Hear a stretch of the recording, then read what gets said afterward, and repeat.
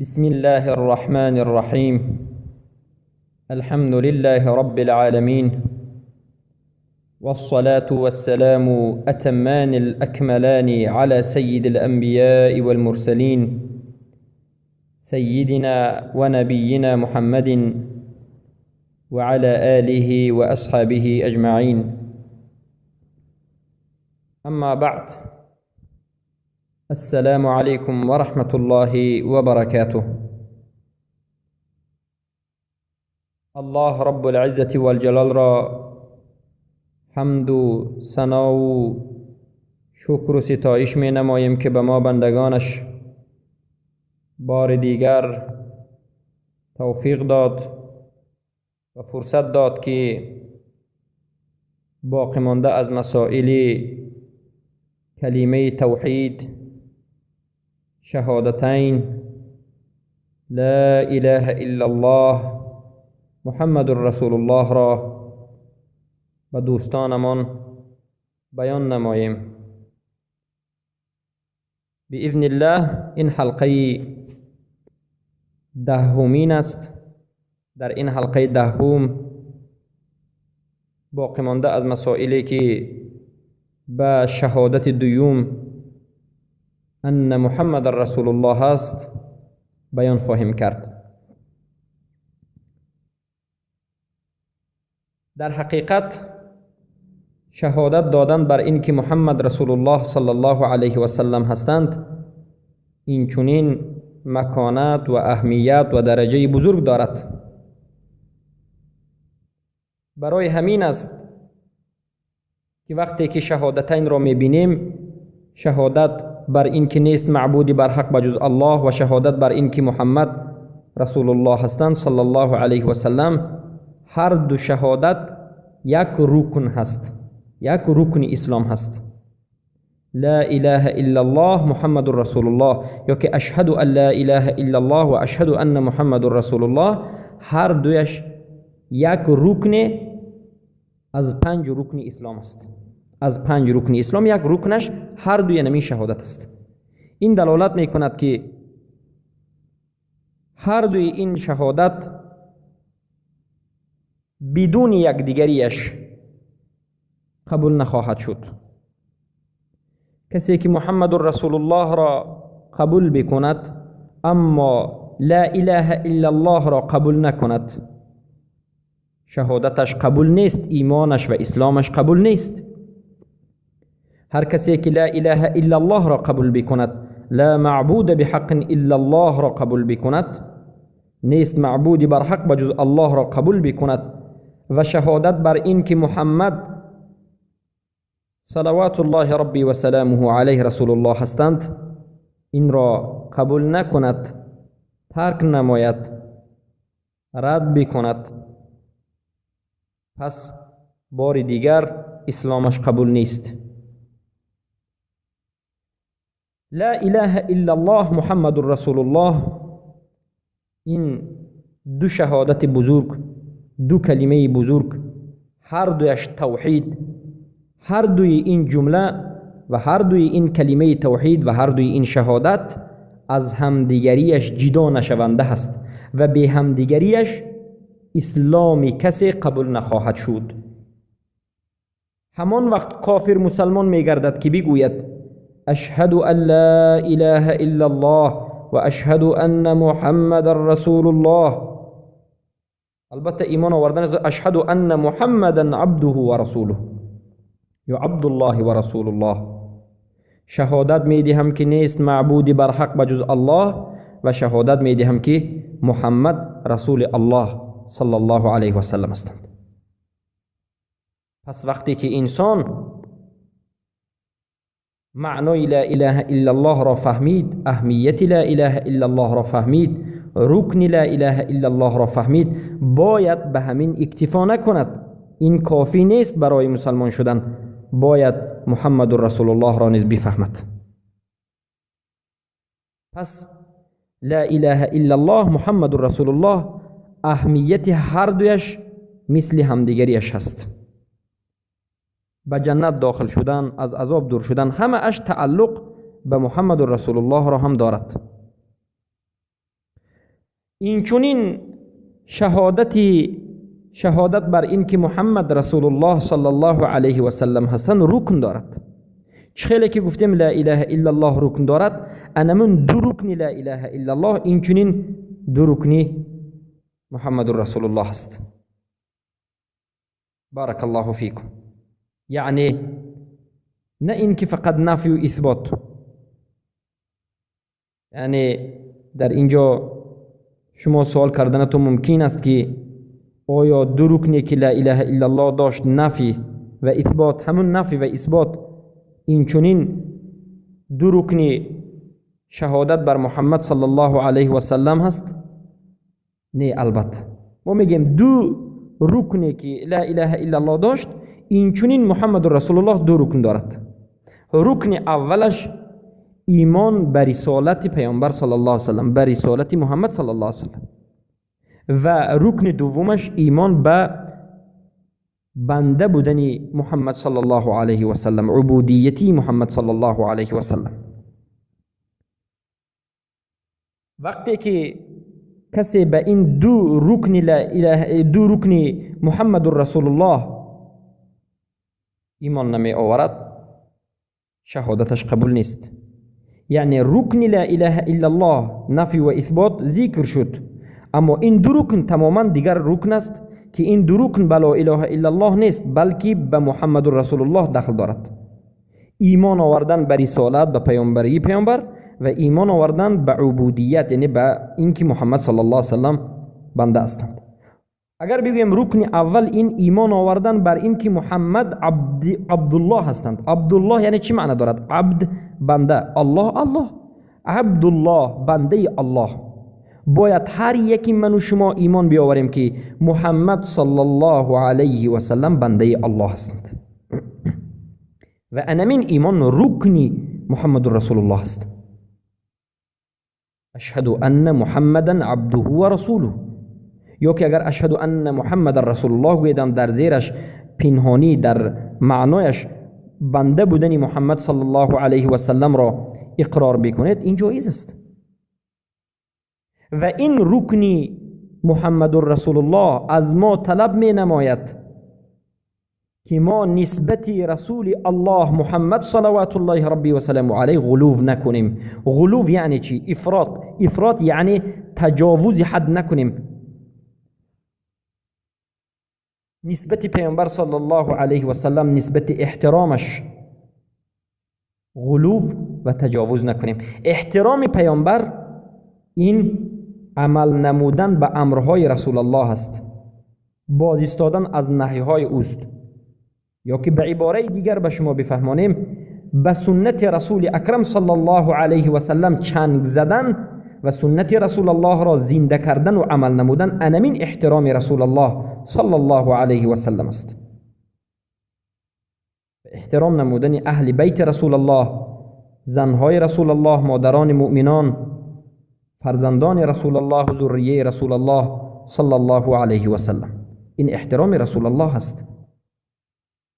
اما کسی بیاید سنت رسول الله صلی الله علیه و سلم را تماما عمل ننماید، سنت رسول الله را ترک نموده است، سنت رسول الله در نزد او قدر ندارد، می آید و قبر پرستی می کند، قبر پیامبر را می پرستد، خود پیامبر را به الله شرک قرار می دهد، پیامبر را گویا که عبادت می کند گویا که الله را عبادت می کند، از قبر پیامبر شفاعت می طلبد، از قبر پیامبر خوشبختی می طلبد، از قبر پیامبر منفعت می طلبد، از قبر پیامبر بخشیدن گناه می طلبد. البته این شرک است و این غلو، تجاوز کردن حد است، اون حدی که الله گفته است تا همین جا بیایید، از اون گذشتن جایز نیست. اما این بنده بیچاره گذشته شرک را کرده است. پس این ایمان بر این که محمد عبدالله هستند به من شما به نهایت ضرور است و چیزی بزرگی را می آموزاند. افراط نکنیم در حق رسول الله، افراط نکنیم. درجه اش را از اون منزلتی که رسول الله سبحانه و تعالی وصف کرده است از اون بالا وصف نکنیم، به صفاتهای ربوبیت الله وصف نکنیم. حق عبادت را به پیامبر صلی الله علیه و سلم ندهیم، منزله درجه اله و معبود را به پیامبر صلی الله علیه و سلم ندهیم. در حقیقت امروز در امت اسلام در همین رکن مشکلی را مشاهده کرده می شود و دیده می شود. در انمین رکن محمد رسول الله، رکن اول ایمان بر این که محمد عبدالله هستند، بنده الله هستند، رکن اولی شهادت بر این که محمد رسول الله هستند، امروز امت اسلام کمبودی دارد، نقض در همین رکن محمد رسول الله دارد. این رکن را بسیاری از امت محمد صلی الله علیه و سلم نابود کرده اند و پایمال کرده اند. رسول الله را می پرستند، سبحان الله، و از رسول الله دعا می طلبند، طلبی کمک می کنند و بسیار چیزهایی که بعد از مرگ رسول اکرم صلی الله علیه و سلم چیزها جایز نیست. در حقیقت امروز وقتی که به مذهب اهل کلام می نگریم، فلسفه و منطق، و یا به فرقه های باطل صوفی ها می نگریم، اهل بدعت، یا البته به فرقه کفری رافضه نگاه میکنیم، میبینیم که اونها در این جانب غلو کرده اند و این رکن محمد رسول الله را ترک نموده اند. امروز شرکی که به وجود می آید سببش این است که رکن محمد رسول الله را ترک نمودند، بیخبرند، حتی معنی شهادت را حقیقی نفهمیده اند و تحقیق و عمل نمی نمایند. انمین هست که ما میگوییم که کسی که محمد صلی الله علیه و سلم را می پرستد اولیاء پرست است و قبر پرست است.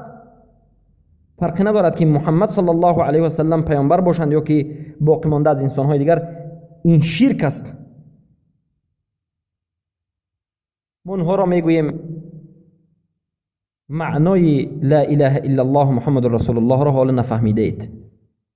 اگر معنای لا اله الا الله محمد رسول الله در حقیقت فهمیده میشد، چنانه که باید انسان باید و شاید فهمد همون طور فهمیده میشد، انسان ها شرک پرستی نمی کردند، قبر پرستی نمی کردند. خود رسول اکرم صلی الله علیه و سلم در این جانب گفتند لا تطرونی کما اطرتت النصارى عیسی ابن مریم.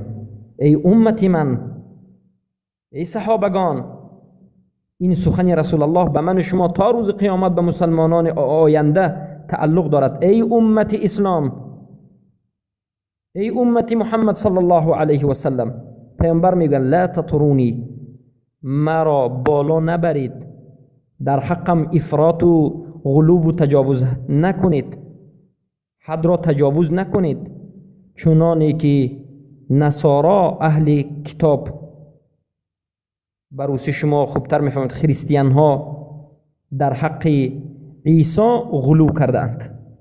عیسی علیه السلام هم مثل پیامبر یک بنده الله بودند و رسول الله بودند، اما این نصاراها، اهل کتاب نصارا آمد و عیسی را در حقش غلو کرد و بالاخره فرقه از اونها عیسی علیه السلام را معبود میگوید، اله میگوید، میپرستد، و فرقه از اونها فرزند اله یا فرزند معبود میگوید، که هر دویش هم کفر است و شرک است و اونها کافر هستند. تا آمدن اسلام هم اونها کافر شده بودند. بعد از آمدن اسلام تمام خریستیان و یهودها کافرند وقتی که اسلام را قبول نکردند. پس برادرم و خواهری بزرگوارم، لا تطرونی کما اطرتت النصارى عیسی ابن مریم، این معنی را دارد. پیامبر در دوامش میگه انا عبد الله و رسوله، انا عبد الله و رسوله، من اول بنده الله هستم. ببینید اول پیامبر بنده گفتم، من بنده الله و رسول الله هستم. پیامبر بنده الله و رسول الله هستند، عبدالله هستند. پس پیامبر هیچ صفت ربوبیت و الوهیت را ندارند. غلو کردن در حق پیامبر که صوفی ها میگوید این دنیا به خاطر پیامبر صلی الله علیه و سلم خلق شده است، از نور پیامبر، از قطره آب جسم پیامبر خلق شده است. پیامبر بعد از مردن هم شما را می بخشند، بعد از مردن هم در حق قبر پیامبر باید دعا کرده شود، یعنی از اون طلب منفعت و دفع ضرر کرده شود. استغاثه و نظر و این چنین چیزها همه اش شرک است و جایز نیست.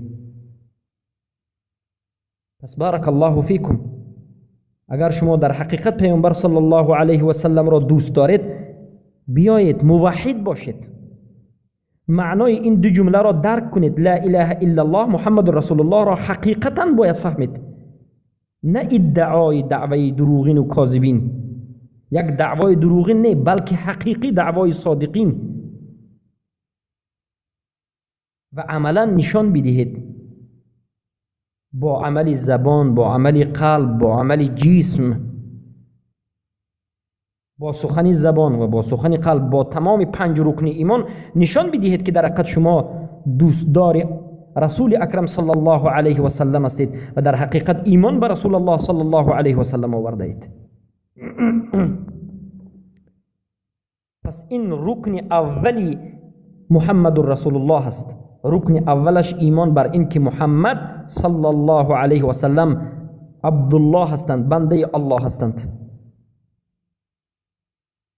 از انسان تولد شده اند و مثل انسان وفات کرده اند و مثل انسان ها زندگی کرده اند. رسول الله صلی الله علیه و سلم میگن انا بشر مثلکم، ای انسان ها من بشر هستم مثل شما. بشر یعنی انسان مثل شما هستم. انسا کما تنسون، فراموش میکنم چگونه ای که شما فراموش میکنید. ابن القیم الجوزی در کتاب زاد المعاد میگن 5 مراتبه در نمازشان فراموش کرده اند، یعنی در بعض حالات کم و زیاد کرده اند که صحابگان وقتی که خبر میدهند در تعجب میمونند. و رسول الله صلی الله علیه و سلم این چنین مثل انسان ها بودند، از غیب مطلقاً با خبر نبودند. و رسول الله صلی الله علیه و سلم در روز قیامت کسی را که خواستند شفاعت نمی کنند، بلکه همان کس را شفاعت می کنند که الله اجازه داده باشد. من ذا الذی یشفع عنده الا باذنه ولا يشفعون الا لمن اذن له. بارک الله فیکم. و رکن دومی محمد رسول الله، چیزی مهمترینی معنای محمد رسول الله، این ایمان بر رسالت محمد صلی الله علیه و سلم است. یعنی من و شما بعد از این که ایمان می آوریم که محمد بنده الله هستند، بعد از این ایمان بر رسالت پیامبر، ایمان می آوریم که محمد صلی الله علیه و سلم رسول هستند، بعد از بنده بودنشان رسول هستند. و این رکن از ما طلب می نماید و تقاضا می کند که رسول الله صلی الله علیه و سلم را اطاعت بکنیم و اقتدا به رسول الله صلی الله علیه و سلم بکنیم و رسول الله را پیروی بکنیم و ملازمت رسول الله صلی الله علیه و سلم باشیم و پابرجا و ثابت قدم در اجرا نمودن اوامر و نواهی او و بر شریعتش باشیم و همه امرهایش را بعد از عمل کردنمان به دیگران رسانیم و استسلاممان، تسلیممان به حکمهایی که رسول الله کرده از تسلیم حقیقی باشد. به هدی، به منهج، به راه رویش محمد صلی الله علیه و سلم باید متسلیم شده باشیم و تمام خبرهایی که رسول الله صلی الله علیه و سلم خبر داده اند باید متصدیق نماییم و رسول الله را دوست بداریم و حقش را بجا بیاوریم و رسول الله صلی الله علیه و سلم را احترام نماییم. انا این همه زنده کردن و بجا آوردن رکن دومی محمد رسول الله است. پس لا اله الا الله 2 رکن دارد، نفی و اثبات. محمد رسول الله نیز 2 رکن دارد، ایمان به این که محمد صلی الله علیه و سلم عبدالله و بنده الله هستند و ایمان به رسالت پیامبر صلی الله علیه و سلم که در زیرش همه این گفته ها را در بر دارد. پس تصدیق اخبارهای رسول الله، احترام کردن رسول الله، محبت رسول الله، همه این گفته ها دلالت میکند که مسلمان و امت رسول الله صلی الله علیه و سلم باید و حتما چی بکند؟ به سنت رسول الله صلی الله علیه و سلم چنگ بزند و این امر خود رسول الله است. رسول الله صلی الله علیه و سلم گفتند ترکت فیکم امرین ان تمسکتم بهما لن تضلوا بعدی. من بعد از خودم به شما دو چیز را گذاشتم که اگر شما به این دو چیز چنگ بزنید هیچگاه گمراه نخواهید شد. القرآن و السنه، قرآن و سنت. و رسول الله صلی الله علیه و سلم با اینکه دوستش بداریم و از همه زیاد دوستش بداریم به ما امر نموده است. چخیلی که در حدیث صحیح امام بخاری روایت میکنند قصه عمر بن الخطاب رضی الله عنه را. عمر بن الخطاب، عمر الفاروق، بهترین انسان بعد از ابو بکر الصدیق رضی الله عنهما، روزی به نزد رسول اکرم صلی الله علیه و سلم می آیند و می گویند یا رسول الله انی احبک اکثر من کل شیء الا نفسی. ای رسول الله من تو را از همه زیاد، از تمام چیزها زیاد دوست می دارم بجز نفسم. رسول اکرم صلی الله علیه و سلم گفتند لا یا عمر حتی نفسک. نه ای عمر، تا این که از نفست هم مرا زیاد دوست نداری، این محبتی تو محبت ضعیف است، یعنی ایمانت حالا به درجه قوی ترین نرسیده است.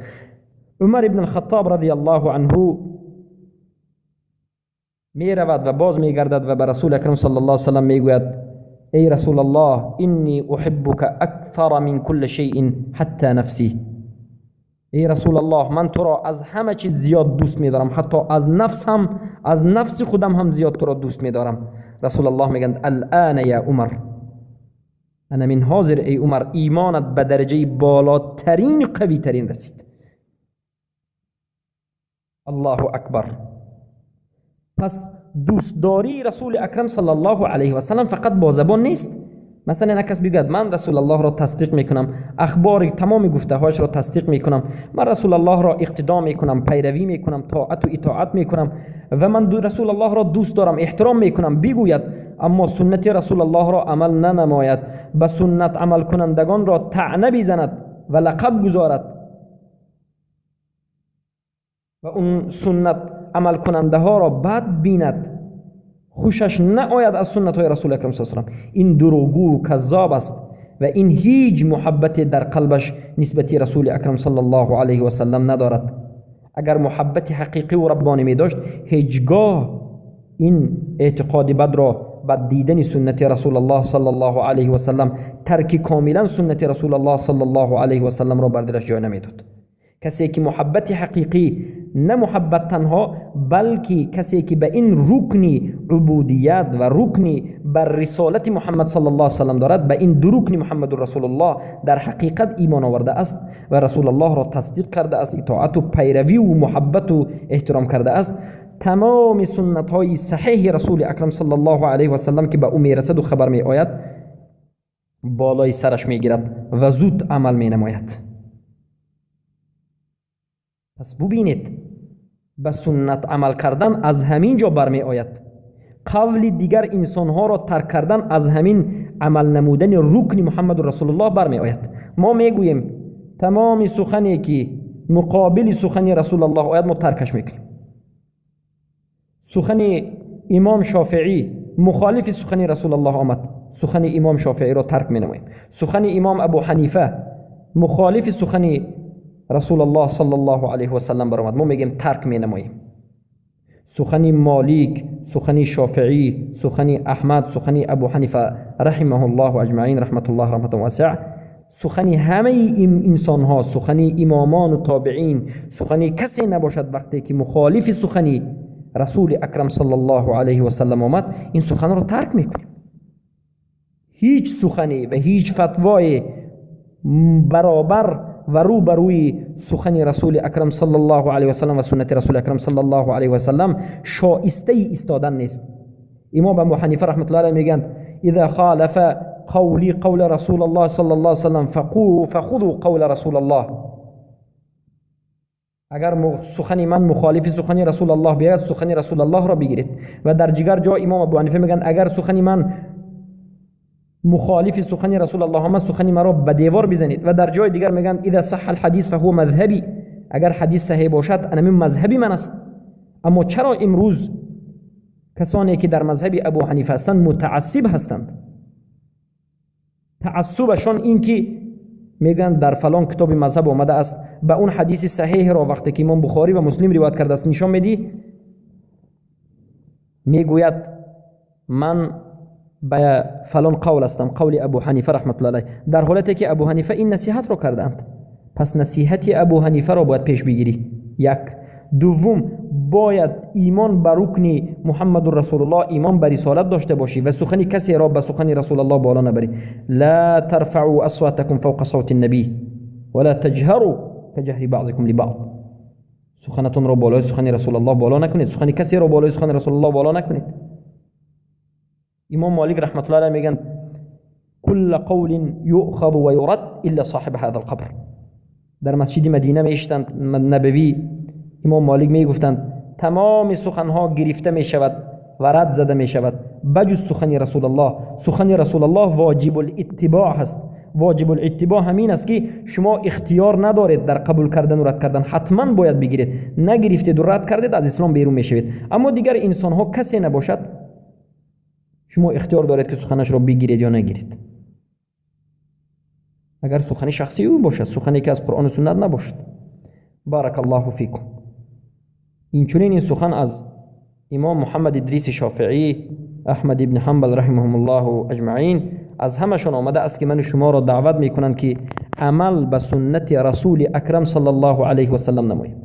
و این چنین محبت رسول اکرم صلی الله علیه و سلم به ما نشان میدهد که باید اطاعت الله را بکنیم. کسی که میگه من رسول الله را دوست میدارم اما اطاعت الله را نمیکنه دروغ گفته است. این کنتم تحبون الله فاتبعونی یحببکم الله. و الله سبحانه و تعالی میگوید ای پیامبر صلی الله علیه و سلم بگو اگر شما الله را در حقیقت دوست دارید پیروی من باشید. یعنی کسانی که اینچنین ادعا میکنند که ما الله را دوست میداریم باید پیروی حقیقی رسول اکرم صلی الله علیه و سلم باشند. پس این دو رکن لا اله الا الله بود. رکن اولش بنده الله بودن محمد صلی الله علیه و سلم عبدالله. رکن دومش ایمان بر رسالت محمد صلی الله علیه و سلم. پس بارک الله فیکم. خیلی که به شما معلوم گردید محمد رسول الله هم به نهایت و به نهایت مسائل بزرگ را زیر خودش دارد و کسی که لا اله الا الله و محمد رسول الله را یک جایه نمیگوید مسلمان نشده است. پس با همین این حلقه دهمی آموزش لا اله الا الله محمد رسول الله را به پایان میرسانیم و در حلقه های آینده باقی مانده از مسائل را به شما ذکر و شرح و توضیح خواهم نمود. السلام علیکم و رحمت الله و برکاته.